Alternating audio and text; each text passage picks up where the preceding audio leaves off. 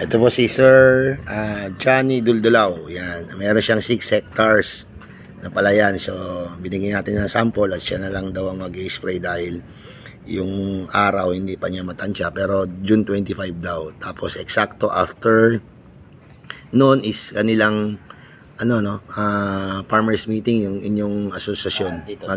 Naka-schedule na tayo sa kanila. Last Friday of the month. So, yan. Sir, ano pong masasabi niyo dun sa dati niyong ginagamit, yung Bilucide? Medyo mahal na nga. Masakit pa sa balat. Masakit sa balat, masakit na rin sa bulsa. Kasi medyo mataas nga ang presyo. Ito, masubukan niyo po itong ating Bilucide. Susubukan naman namin to para ito yung 650 lang po ang introductory price niyan. So, ito yung water base. So, hindi siya mainit sa kamay at sa balat. So, kita niyo naman kanina,